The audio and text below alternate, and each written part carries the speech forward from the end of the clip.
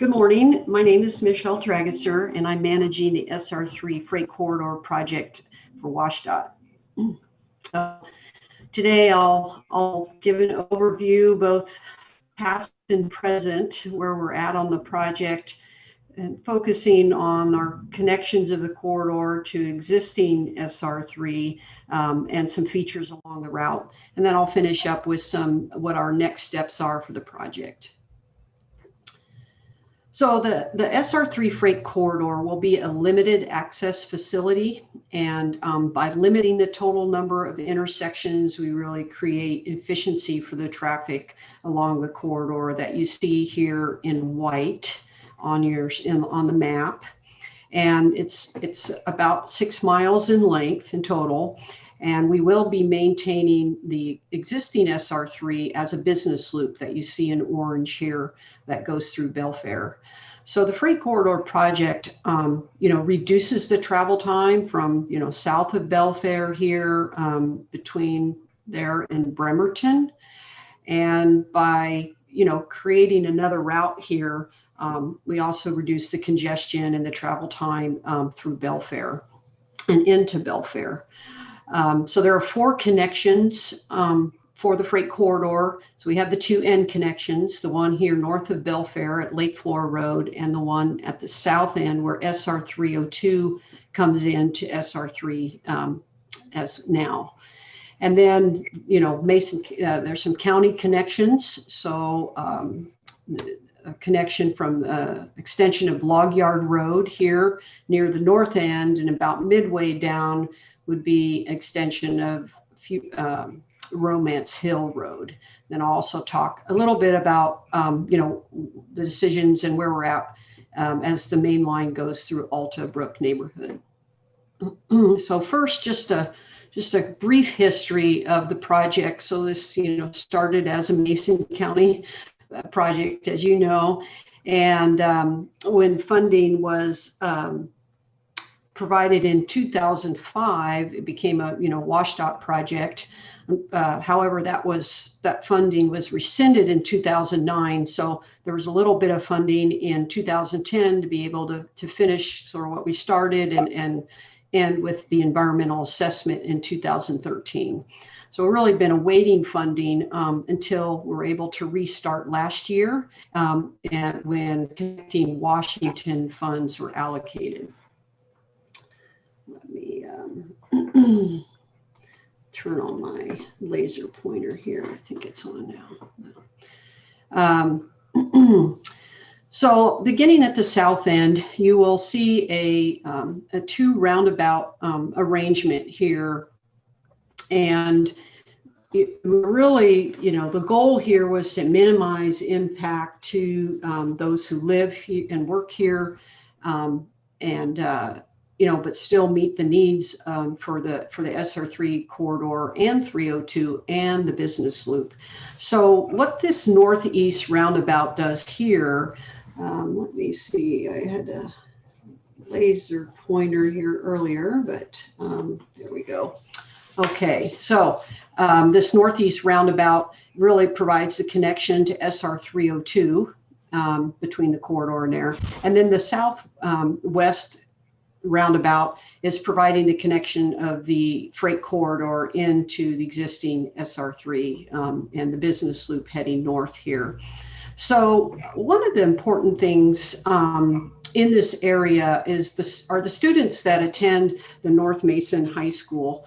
And they often walk over, bike or walk over to the church in the Bellwood neighborhood here. So it was really important to pay attention to that multimodal travel.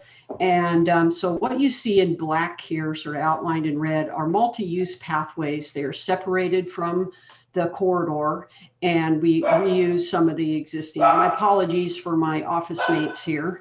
And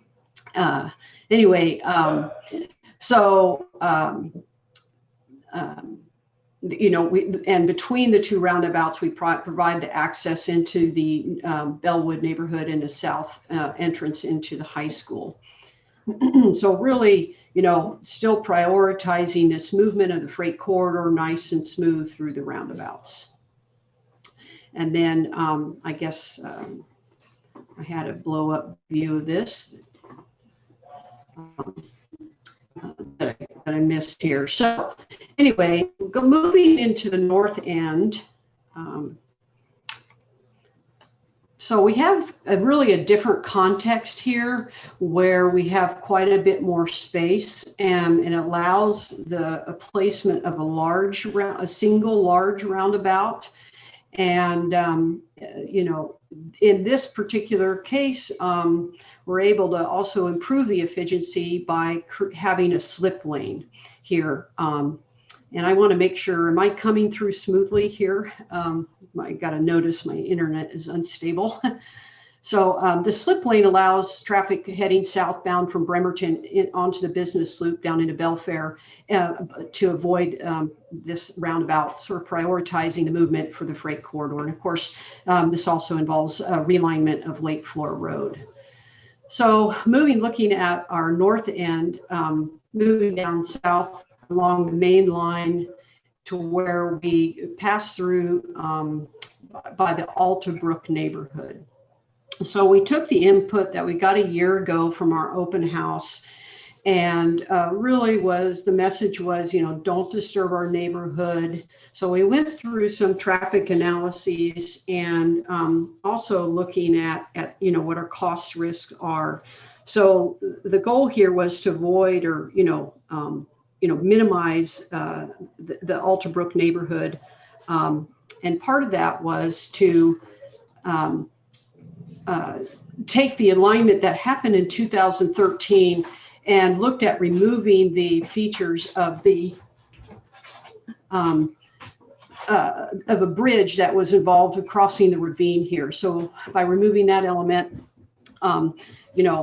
we had to move a little bit west of the ravine, skirt that, as well as some wetlands.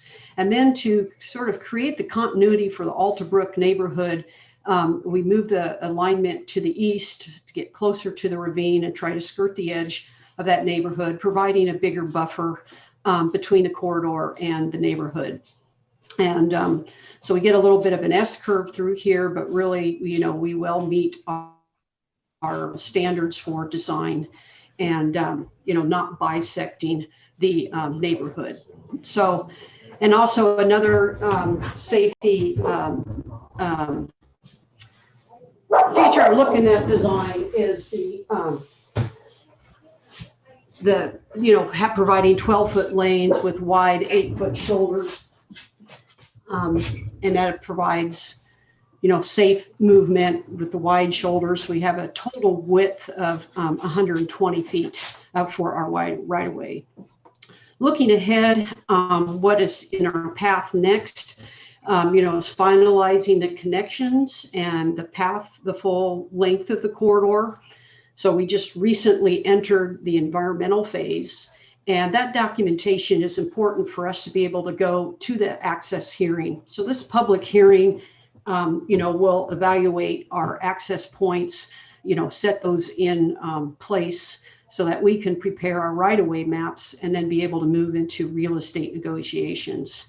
And then that leads us, for construction to begin in spring of 2024, and estimated it's a 2-season construction project, and completion estimated winter of 2026. So, if there are any questions, you can direct those, whether design and construction, you can direct those to me. My contact information is provided here. If there are any questions in regards to, the details of the real estate issues for property owners, they can contact Lois Gilchrist. She is our acting real estate services manager for our Olympic region. And her contact information is here. Also, we encourage people to go to our project website, which if you put in your browser SR-3 Freight Corridor, you'll get a link to WashDOT's webpage for this project, and you can sign up for email alerts. We are in the process of updating this website and plan to do so periodically as we move forward. So I thank you for the opportunity to present our project and where we're at. My apologies for some of my office mates here. So. So Michelle, on the for the folks that are on the other side of the bypass there in the Alton neighborhood, what is their access and availability? On the other side of at this point, those properties would be, part of the take, and the parcels that we would purchase. And on the school district, originally we had it going into the bypass or into the roundabout for the kids coming out.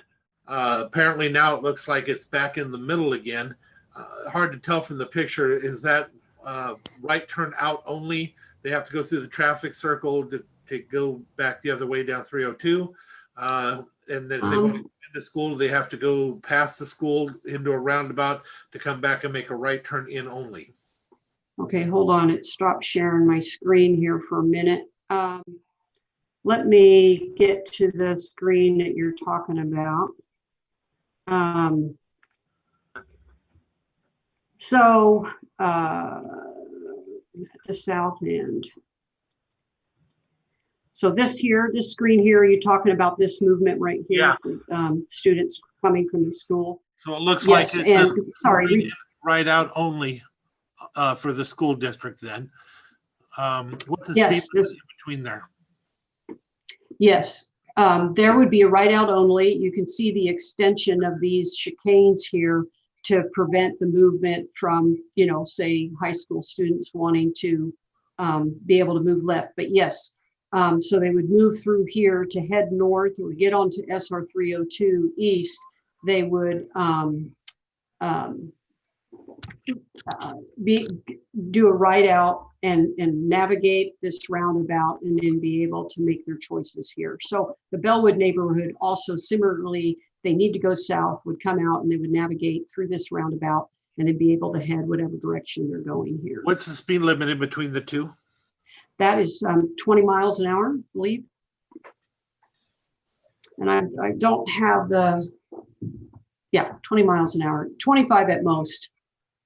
But that's our standard for but because of the closeness of these two roundabouts being very close together, there really isn't an opportunity to accelerate through here. The way the roundabouts are designed are to create those slow speeds for the safe navigation of other users, such as pedestrians and bicyclists on these pathways. And also for the round, and you'll notice here that there's not a perfectly round shape to the roundabouts here, and part of that is optimizing those speeds, the entrance angles into the roundabout, and then you'll also notice here the pass through for large oversized vehicles. There will be bollards in place. But by keeping the smaller roundabouts, we're able to mitigate what we need for larger oversized vehicles to be able to navigate these roundabouts. And similarly here, use the pavement that exists already on 302 for these other features. And you'll see the orange here for oversized vehicles. So, how many parcels are you looking to take out of the Alton community? I believe, I'm thinking here, well, that was fresh on my head a few weeks ago. I believe it's around 8 parcels. Some of those are the ones that would lose access. They're east of the corridor. And then some of those are the ones that are moving, the corridor actually passes through. So, and we've minimized the number of properties in the Alton neighborhood that would be impacted by the corridor. So by moving this further east, roughly 300 feet or so, we skirt as much of the neighborhood as possible, and avoid the ravine as well that's here. So with the S curve, we've moved as far east as we can on this. So and keeping the safe distances there. So you're going to buy up all that on this bottom side? All of that? Yes, they're actually, as far as these parcels right here, they're really just a few parcels here. I believe there's 4 or 5 parcels in this area, the rather large parcels, comparison to some of the others. But yes, so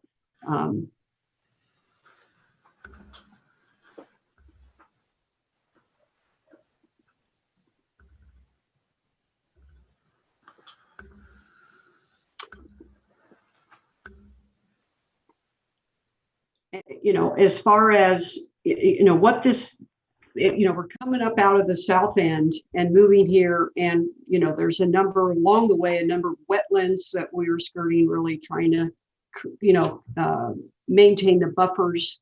We're in 2 watersheds, and in one watershed is to Hood Canal, and then the other watershed is to North Bay, where there is no allowance for in lieu fees when you disturb wetlands. So what this corridor is doing here through Alderbrook neighborhood is really to do what we can to minimize the impact to the neighborhood as a whole by staying as far east as we can, and yet still being able to skirt what we need as we move north. There are some wetlands up here, and again, a very costly structure would be required to be able to pass through the ravine. So what the proposed alignment does is it really keeps from dividing the neighborhood. This is really, and by removing a roundabout or an intersection here, we are protecting the neighborhood from through traffic and, quite a bit of extra noise that happens when trucks and vehicles start and stop. So it helps minimize the noise impact and the activity impact, and while maintaining, really this corridors to help reduce congestion. And so by keeping a nice smooth alignment and avoiding the intersection, what we do is stay with the purpose and need of the project, which is to have an efficient corridor and to help reduce the congestion that is through Belfair. Does that answer your question? Yes. Hey, Michelle, one quickie question also. The access hearing schedule, ballparky, what are we looking at for that time-wise? For which schedule? Can you say it again? Sorry. Yeah, the access hearing. The access hearing would begin next summer. So okay. I believe it's somewhere around June of 21. All righty, thank you. Michelle, just two questions for you. First, the kind of the elephant in the room on funding. There was some talk early on this year of there being some revenue issues. It seems like gas tax is coming back. Is DOT still committed to this project? This is something that's critical for our community. Are you hearing anything that we should step up our conversations with our legislative delegation, that was very supportive in getting this funded? You're confident that we're going to continue moving forward? Yes, we are proceeding as this is moving forward. Our legislature has a big job ahead of it come January, February here. They've got a lot of, tough decisions to make. At this point, the corridor is, maintains a priority to design this. We really will not hear until March or April what that decision is. As far as our level of confidence as a project team, that at this point, we're proceeding with design until we hear otherwise. At this point, there's been no messaging that this project is at risk. But that again, the legislature has some really tough decisions to make moving forward. Gotcha. And just another question. I forget which slide it was, but kind of looks like there isn't much by way of design for pedestrians or multimodal that you were kind of touching on. Is that due to it being is that have anything to do with the designation as a freight corridor, or since it's coming through the UGA, kind of what's the thinking there, and how were we able to how was that kind of determined, I guess, to be left out? Are you referring to, say, a shared use path that would align with it? Yes, at this point, there is no funding for that. Okay. In our project. We certainly have taken into account in some of our studies, had the funding be provided for that, certainly trying to make allowances that would facilitate that piece of the design. Gotcha. So, but at this point, no, I mean, the funding that we have does not allow for a lot of bells and whistles. Mm-hmm. Certainly there is a need at the south end where there is currently, multimodal traffic, and we need to, certainly provide that route for the students, across the freight corridor. And part of that is in the design speed and the separated pathways. These are, 10-foot wide pathways. So being able to continue that north along the corridor, that would certainly have to be, a future element. Gotcha. I appreciate that clarification. Thank you.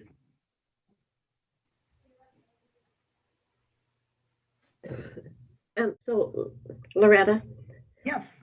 is there a way to kind of overlay the proposed alignment with this proposed sewer? Yes, there is. I would just be curious to see what how that meshes together. Yeah, absolutely. Yeah, and I will add, we've met with the Public Works Department previously, doing some coordination on that. We certainly have that intended as we move forward with all the stakeholders involved in the project. And we are in the midst of doing that along the main line.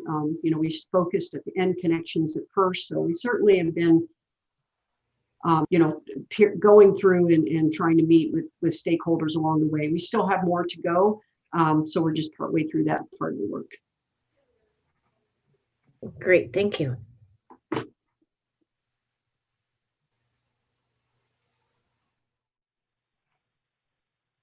Thank you, Michelle.